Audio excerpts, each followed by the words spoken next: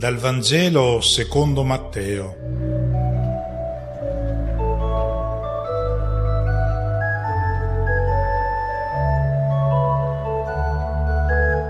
Una buona domenica a tutti. La scorsa settimana noi abbiamo ascoltato le beatitudini di Gesù e abbiamo anche capito che a un certo punto avremmo dovuto scendere dal monte e tornare fra la gente, fra coloro che la pensano in modo diverso dalla predicazione che noi abbiamo ascoltato sulla montagna. Gesù infatti con l'ultima beatitudine ha chiarito quale sarebbe stata l'accoglienza che dovevamo attenderci, la persecuzione.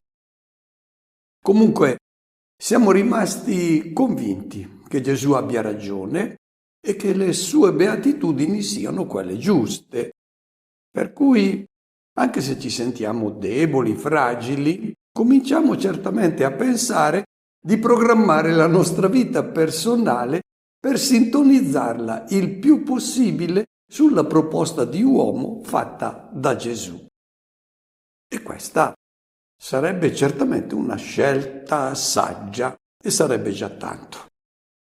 Potremmo pensare alla nostra maturazione spirituale, alla nostra crescita umana e difatti certi padri spirituali del passato raccomandavano proprio questo: ognuno deve pensare alla propria anima, un po' come i buddisti che cercano individualmente la liberazione dal dolore attraverso l'illuminazione personale.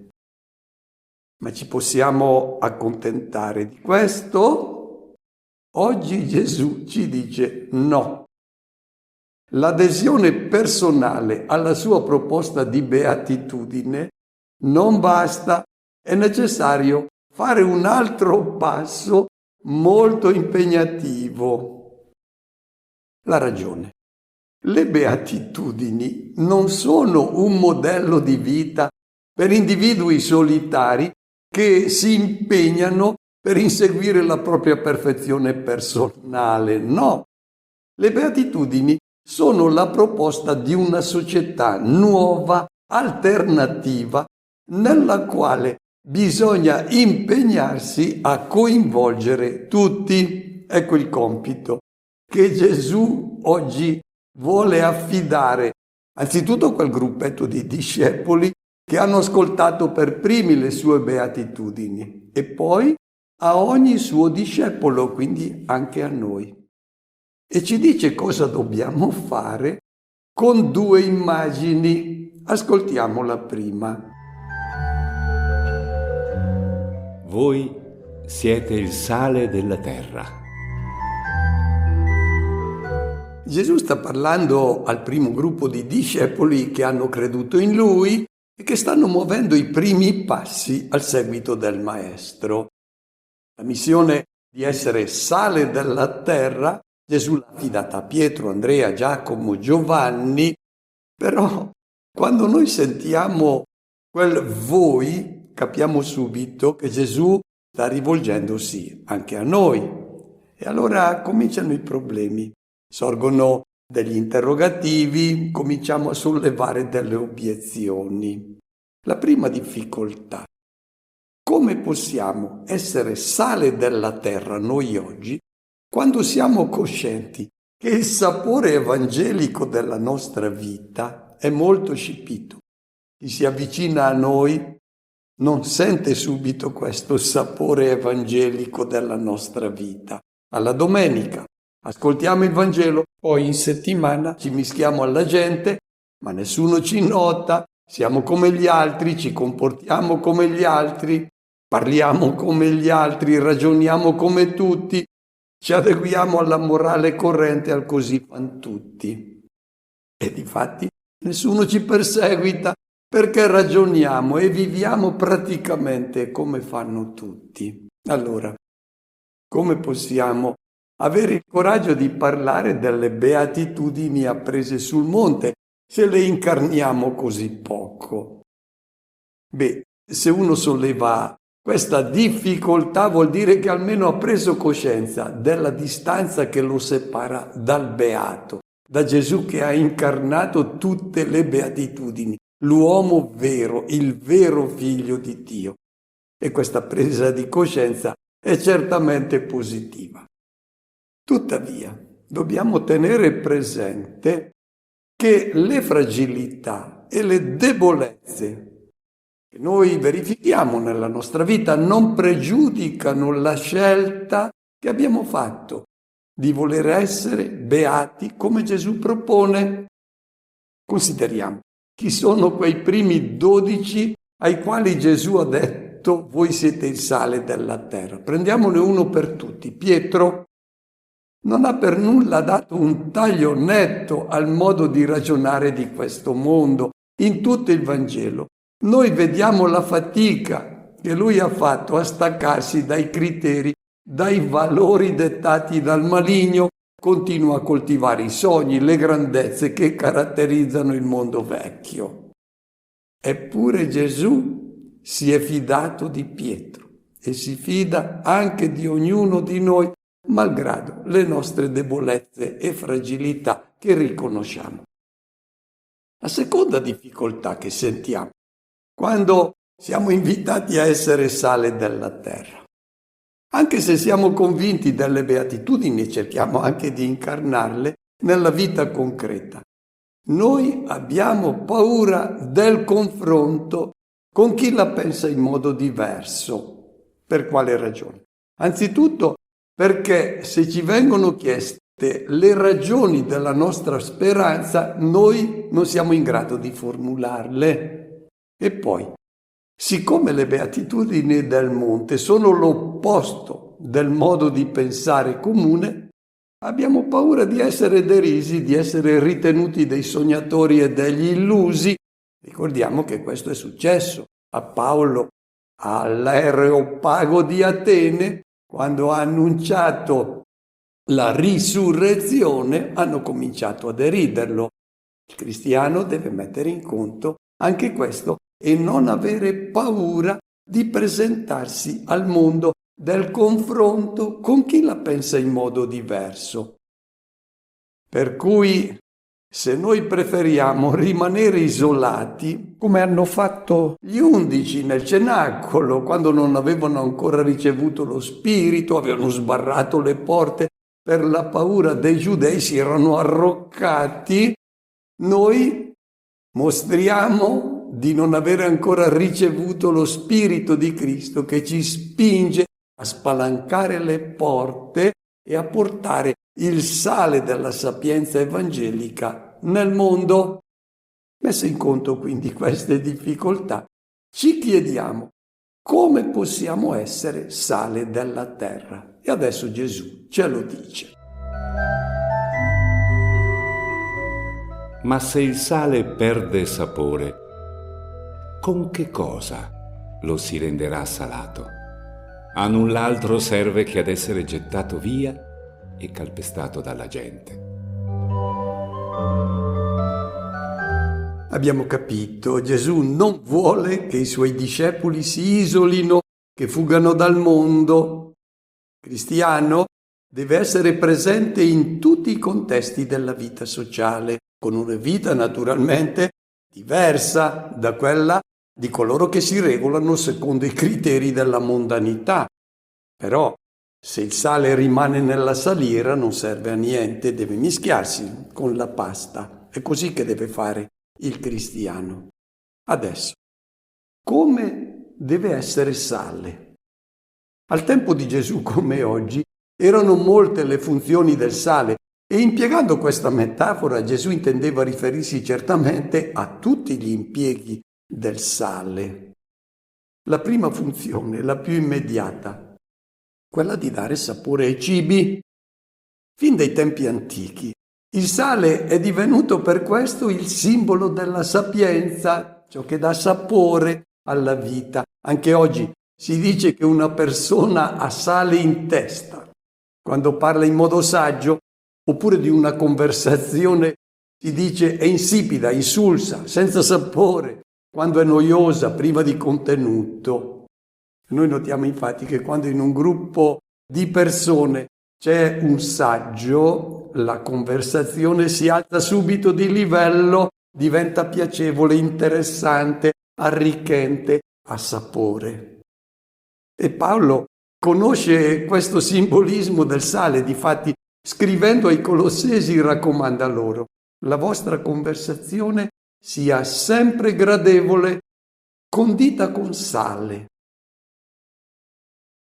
Il modo di parlare del cristiano allora deve avere un sapore particolare, diverso dai discorsi che fa un pagano, e quindi sulla bocca del cristiano stonano tutte le volgarità, le trivialità, i turpiloqui, le grossolanità. Ma non è solo questione di linguaggio più o meno fine o educato, ma di qualcosa di ben più importante e decisivo. Il cristiano porta nel mondo la sapienza che dà sapore e senso alla vita. Se noi volgiamo attorno lo sguardo, che cosa vediamo nel mondo? Non notiamo forse un'autentica fiera delle vanità, delle vacuità, quante frivolezze, quante insulsaggi circolano sui media, scemenze con le quali si cerca di colmare il vuoto di senso della vita. Ecco la necessità che il cristiano entri in questo contesto sociale e culturale e richiami i valori per cui vale la pena vivere.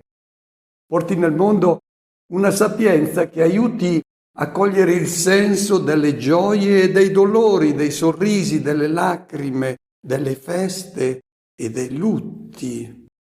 Senza il Vangelo all'uomo non resta che coltivare sogni e gioie a breve termine, quelle che vengono suggerite dal Coelet. Mangia, bevi, goditi i piaceri che la vita ti offre in quei pochi giorni che il buon Dio ti concede di vivere in questo mondo, per poi concludere alla fine che tutto questo è vanità, è vento, è vapore, svanisce senza lasciare traccia. È questo il senso della vita di un uomo? Ecco, il cristiano porta nel mondo il sale di una nuova sapienza, quella che dà il senso alla vita. Ma il sale ha anche un'altra funzione molto importante, quella di conservare gli alimenti. Al tempo di Gesù non c'erano i frigoriferi, e allora per impedire che i cibi si avariassero, allora venivano salati, così si conservavano più a lungo. E ricordiamo, Magdala è chiamata da Strabone nella sua geografia Taricheia, che significa pesce secco, perché l'industria principale di quella città era proprio quella di salare il pesce, farlo seccare, per poi venderlo in tutti i mercati della Galilea. Anche Pietro pescava durante la notte, al mattino andava a venderlo a Magdala e lì veniva salato. Il sale era quello del Mar Morto, che veniva esportato anche in Egitto. Difatti una delle componenti per la mummificazione era il sale. Veniva venduto questo sale del Mar Morto in blocchi ed era molto prezioso. Il sale quindi, siccome impedisce la corruzione, per associazione di idee è collegato alla lotta contro tutte le forze negative, gli spiriti maligni. Ancora oggi il sale viene utilizzato per immunizzarsi dai sortilegi, dalle fatture. A volte si vedono prima delle partite i tifosi della squadra che vanno a salare il campo proprio per impedire che qualcuno abbia fatto qualche fattura.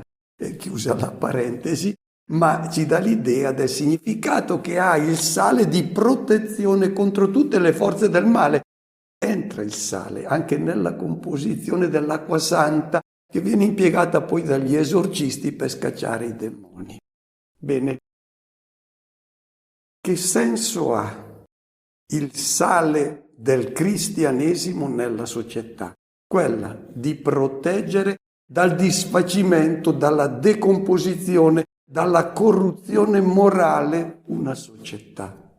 Facciamo alcuni esempi. In una società in cui ciò che conta è il denaro, l'accumulo dei beni, in questo contesto, quanto vale un uomo? In una società dove tu conti e vali se produci, cosa conta l'uomo? Credo che a volte si potrebbe dire conta, come dice il profeta Amos, come un paio di sandali, o come dice Gesù, meno di una pecora. Quando noi vediamo ciò che accade in tutte le guerre che si fanno oggi nel mondo, conta qualcosa l'uomo? Ecco, il cristiano è sale perché richiama la dignità intangibile dell'uomo e ricorda che il bene dell'uomo deve essere sempre il punto di riferimento di tutte le scelte. Un altro esempio. In un mondo dove è messa in dubbio l'intangibilità della vita umana, dove ancora c'è la pena di morte, il cristiano deve impegnarsi per conservare questo valore intangibile. La vita umana è intangibile dal suo sorgere al suo spegnersi naturale.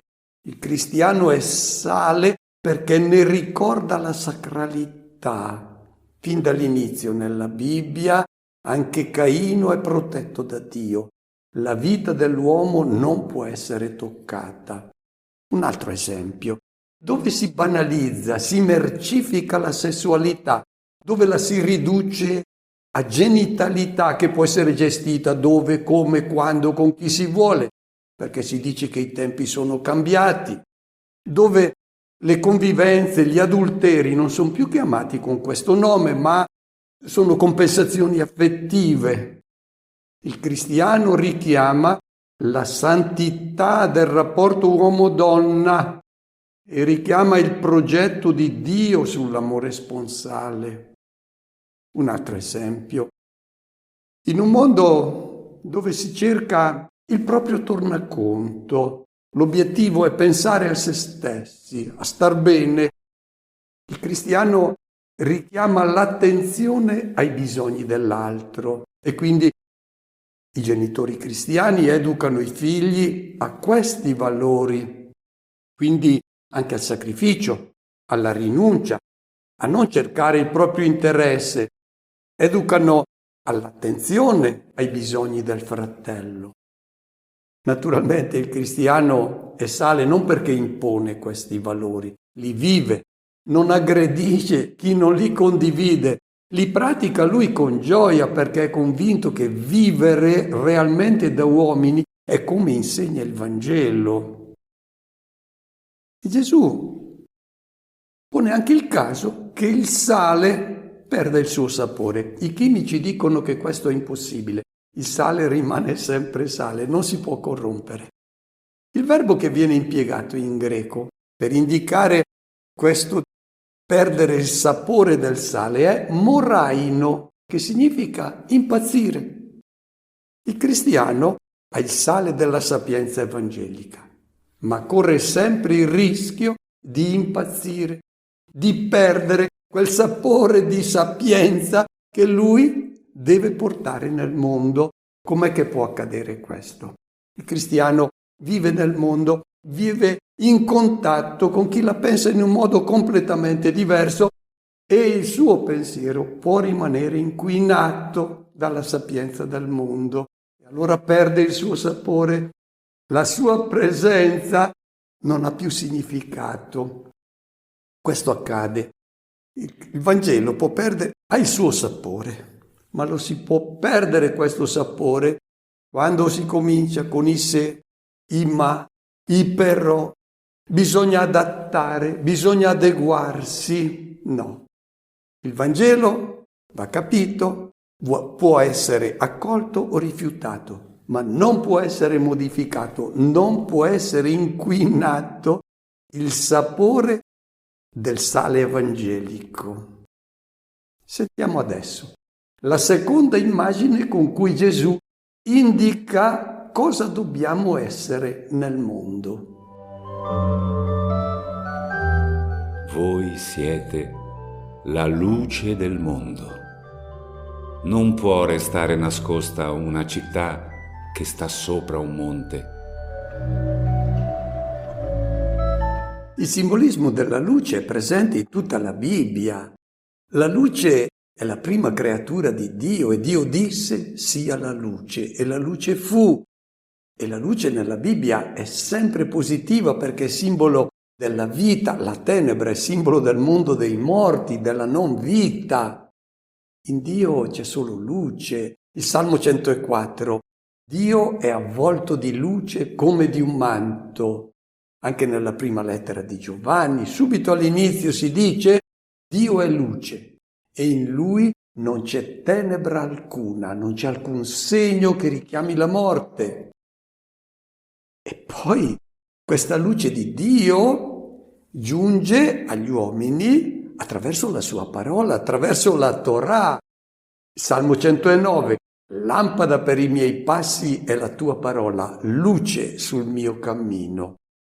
Difatti, davanti al velo del tempio che separava il santo dei santi dal santo, c'era sempre accesa la menorah, il candelabro a 7 braccia, che era il simbolo della luce che veniva da Dio e che rischiarava il mondo. Possiamo quindi capire lo scandalo dell'affermazione inaudita fatta da Gesù. Io sono la luce del mondo, chi segue me non cammina nelle tenebre, ma avrà la luce della vita. A un pio israelita questa affermazione era eretica, blasfema. Gesù si è presentato come luce perché ha mostrato la bellezza del volto di Dio, luce venuta a dissolvere le tenebre del mondo, gli odi, le violenze, le menzogne, le ingiustizie. Scandalosa comunque l'affermazione fatta da Gesù, io sono la luce del mondo. Ma più scioccante ancora è l'altra affermazione, voi siete la luce del mondo. Voi chi? Questo gruppetto dei primi discepoli che muovono i primi passi al seguito del Maestro. Facciamoli passare uno per uno. Quante volte Gesù dice loro, siete gente di poca fede. Gli chiede, cosa stavate discutendo lungo la strada? Coltivano ancora i sogni della mondanità, essere grandi, dominare, arricchirsi. E poi, il momento decisivo, quando devono fare la scelta di stare con il Maestro, scappano tutti. E anche dopo la Pasqua. Sono ancora pieni di dubbi, di incertezze. Quando nasce la prima comunità ci saranno tanti litigi, tante incomprensioni. Eccoli, questi. Pensate alla fiducia che Gesù dà a questa comunità dei primi discepoli e a noi. Voi siete la luce del mondo. Siamo dei piccoli lumicini, ma Gesù ha fiducia in noi. Dobbiamo portare nel mondo con la vita e con la parola la luce del Vangelo. L'immagine della luce completa quella del sale. Il sale si mischia con gli alimenti. La luce non si mischia. Cosa fa la luce? Illumina le cose, ne mette in risalto il valore, ciò che vale e ciò che non vale, ciò che è buono, ciò che è cattivo, ciò che è commestibile, ciò che tu non devi toccare perché è velenoso. Indica la strada sicura e quella pericolosa, indica i burroni da evitare, permette quindi di discernere fra ciò che è bene e ciò che è male. Il discepolo è chiamato a essere luce con la sua parola e con la sua persona, con la sua vita, e vuole che i discepoli, Gesù dice, splendete, dovete essere persone luminose. E poi un altro esempio legato ancora alla luce, non può restare nascosta una città che si trova su una montagna.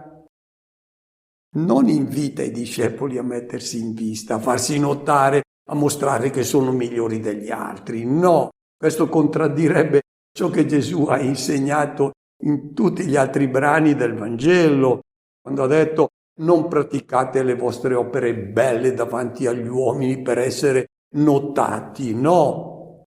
Non suonate la tromba quando fate l'elemosina, non sappia la tua sinistra ciò che fa la tua destra. Il richiamo di Gesù è un testo di Isaia che parla di Gerusalemme e dice che questa città sarà eretta sulla cima dei monti, sarà il più alto dei colli e tutti i popoli affluiranno a questa città perché da Gerusalemme uscirà la luce, la parola del Signore. Gesù sta dicendo: non sarà più da Gerusalemme che uscirà questa luce, ma da voi miei discepoli, da questa comunità che è nata dall'annuncio del Vangelo e dalla mia persona. E adesso Gesù mette in guardia da un pericolo. Come il sale può perdere il suo sapore, si può far perdere il sapore evangelico, così il cristiano può far affievolire la luce del Vangelo, può attenuarne lo splendore. Sentiamo come può accadere questo e da quale pericolo Gesù vuole metterci in guardia. E non si accende una lampada per metterla sotto il moggio, ma sul candelabro, e così fa luce a tutti quelli che sono nella casa. Così risplenda la vostra luce davanti agli uomini, perché vedano le vostre opere belle e rendano gloria al Padre vostro che è nei cieli. Gesù mette in guardia i discepoli dal pericolo di nascondere in qualche modo la luce del Vangelo impiegando l'immagine del moggio. Che cos'era il moggio? Era la misura del grano. Dice Gesù: non coprite la luce del Vangelo con il moggio.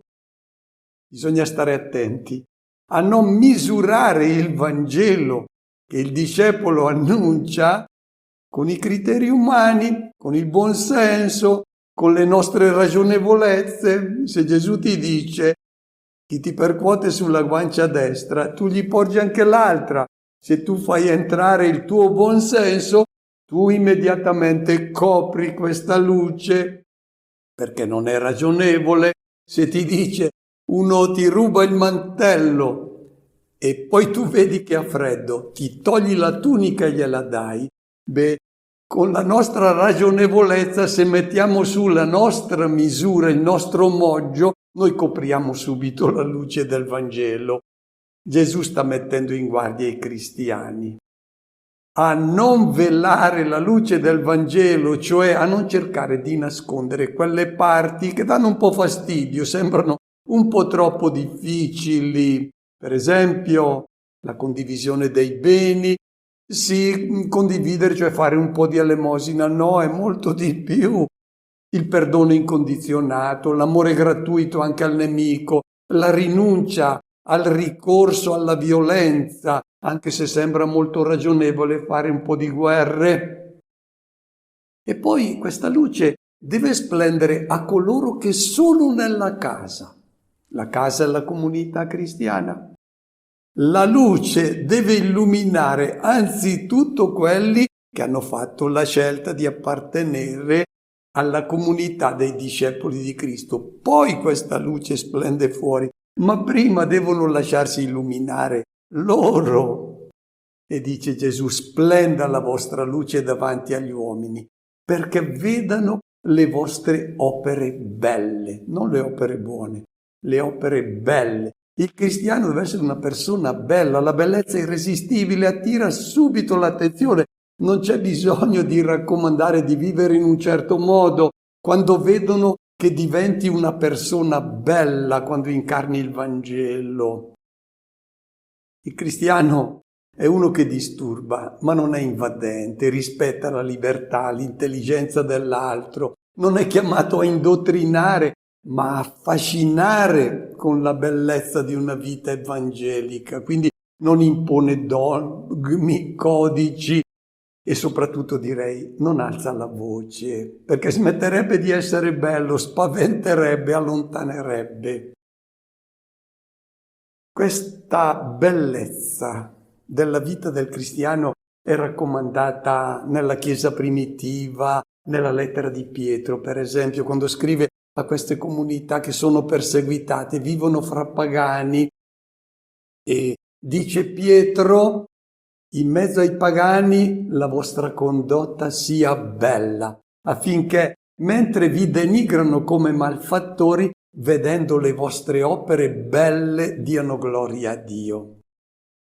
Il cristiano compie una rottura con la mondanità, però ha il dovere di vivere in modo bello, perché è l'immagine della persona di Gesù che incarna l'uomo bello, e bisogna mostrarlo ai pagani che la vita evangelica è bella. Auguro a tutti una buona domenica e una buona settimana.